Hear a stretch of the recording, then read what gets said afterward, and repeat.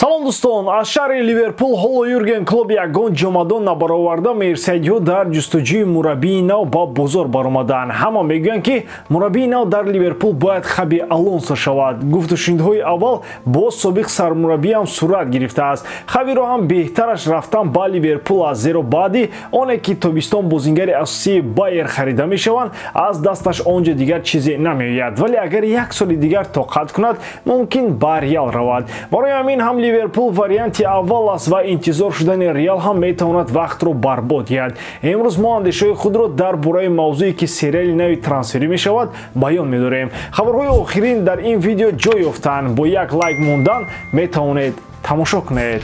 Дӯстон, футболи бошгоҳӣ дар ҷӯшу хуруш аст ва моро чанд рақобатҳои ҷолиб интизор мебошанд. Жирона, ки ба кризис афтудааст, кӯшиш мекунад Райо Великаноро мағлуб созад.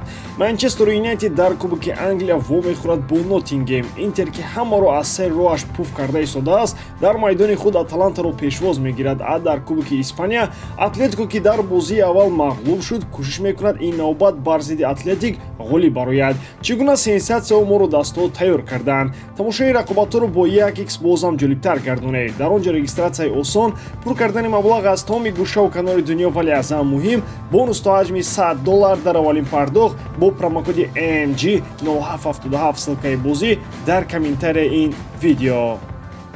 Ливерпул воқеан ҳам барои Алонсо дастаи идеалӣ аст. Аввал ин ки бозингарони мувофиқ ба услуби кориашро дорад. Дуюм ин ки фишор болои мураббӣ камтар аст. Дар Реалу боваре агар пирӯзӣ дар мусобиқаи дохилӣ ва Лигаи Чемпионҳо талаб кунанд, дар Ливерпул барои бозсозии тим новобаста аз натиҷа вақти бештар медиҳанд. Хаби Алонсо бошад ин мавсим дар бозор аз серталабтаринҳост, вале аслан бояд ақаллан як мавсими дигар дар Байер монад, то бинем ки аз дасти ин ҷавони зебо дар Лигаи Чемпионҳо чӣ меояд. Рафтанаш ин тобистон факт шуда наметавонад, вале агар ягон даста ӯро ба қаб кунад, дар ояндаи наздик соҳиби ҷоизаҳои бештар мешавад.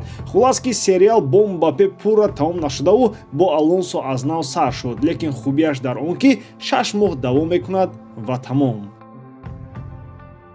Идомаи гапҳои ин сериал он аст ки агар Алонсо ба Ливерпул наояд, Нагелсман ва Аморим номзадҳои асосиянд. Агар дар бораи номзадҳои иловагӣ ҳарф занем, шартномаи Аморими 39 сола бо Спортинг 2 соли дигар муҳлат дорад ва Ливерпул бояд ҷубронпулӣ диҳад. Рости гап, ин мутахассисам арзанда аст. Ба дастаи якуми Роналдо ҳам ҳоло ҳамагон бо ҳавас нигоҳ мекунанд. Вале шартномаи Нагелсмани 36 сола бо Иттиҳодияи футболи Олмон то охири Евро 2024 аст. Агар ба шартномаи Алонсо ба Байер ҳам як нигоҳ кунем, муҳлати он ҳам то тобистони соли 2026 аст. Як гапи дигар дар бораи Рубен Аморим аз Спортинг он аст, ки маъз ҳамин мураббӣ вақти омадани Роналдо ба Спортинг аз даста гурехтанӣ буд. Хулас ки даводаи бозории нав сар шудаву он ҳам аввал аз хулосаи худи Алонсо вобастагӣ дорад.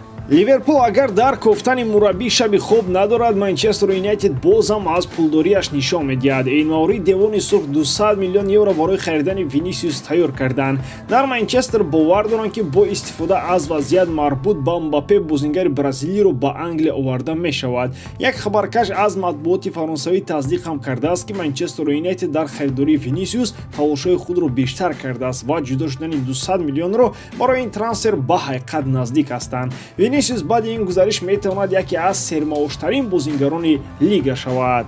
Манчестер Юнайтед дар ин андеша аст, ки бозингари бразилӣ аз трансфери Мбаппе норозӣ буда метавонад дар сафи девон ситораи асосӣ бошад. Ин мавсим бозингари мунтахаби Бразилия 11 амали натиҷабахш дар Ла Лига дорад, вале бо рафтан пеши Тенхак чунин оморҳо метавонанд кам шаванд. Нафаре ки худи Роналдоро пачақ карда тавонисту Варану Каземиро ҳам аз рафтан ба МЮ тӯю сурна надоранд, ба фикрам бояд ки барои Винисиус дарси ибрат шавад. Баъди он ки Никола Калиначу Иван Перешиш ин зимистон баҳри хизмати ватан ба Сплит омаданду Хайдукро чемпион карданианд, Модрич аз паси онҳо роҳ самти ватан пеш мегирад. Ӯ албатта на ба Сплит, балки ба Загреб омаданӣ аст, то дар сафи Динамо обрӯманд будани худро нишон диҳад. Ин хоҳиши бозингари собиқадор ҳам новобаста аз пешниҳоди Реал оиди шомилшавӣ ба ситоди мураббиёни Лос Бланкос мебошад. ба як гуфте Реал ҳам дид ки пири кор гапро нагирифт, аллакай ивазкунандаашро ёфтааст. Ин нафар ҳам Николо Барелла аз Интер аст ки охири мавсим бояд скудето тори сар кунад. Интер бошад дар мавриди гуселкунӣ Барелла аз шаҳри Милан шартҳои худро дорад. Шарти асосӣ ҳам пардохти на камтар 60 миллион евро аз барои бозингар аст. Яъне гап ҳама вақт гапи пул аст. Кадоме ки кисаи ғавзтар дошта бошад, гапзан ҳамон аст. дар бораи Реал ки гуфтем, дар бораи Барса ҳам ҳатман бояд гуфт. Дар дастаи хайр бошад овоза он аст ки соҳибдарвозаи асосии онҳо Тер Штеген ба Арабистони Саудӣ рафта низ. Арабистон ки рафти албатта аз барои пул меравӣ. Аз ҷониби дигар барои Барса фурӯши эҳтимолии дарвозабон ба манфиати иқтисодӣ ҳам хоҳад буд. қарзҳо спорида мешаванд ва буҷети даста андак ба худ меояд. Вале магар дарвоза бесоҳиб намемонад. Ба ин яка пена метавонем умед бандем. Ӯ баъзан сейфам мекард, вале сатҳи бозӣ воқеан на баробар ба бозиҳои асосӣ буданд. Мухлисони Барса хуб медонанд ки чӣ камбудиҳо дорад, махсусан вақти баромадан аз ҷаримагоҳ ва бозӣ бо пой.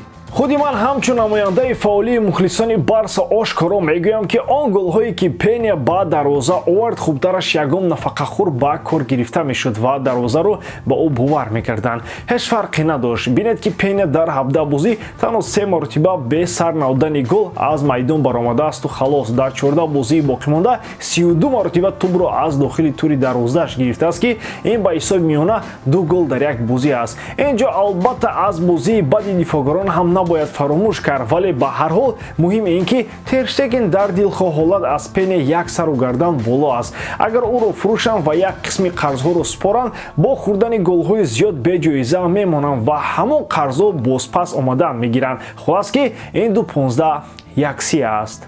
ба ҳамин тамом бовар дорам ки эҷодкории ман ба шумо писанд меояд. лайк, комментария ва дар канал обуна шуданро аз ёд набароред. бо шумо мисли ҳар вақта Муҳаммад Гейров. хай бародарон, дар паноҳи Аллоҳ.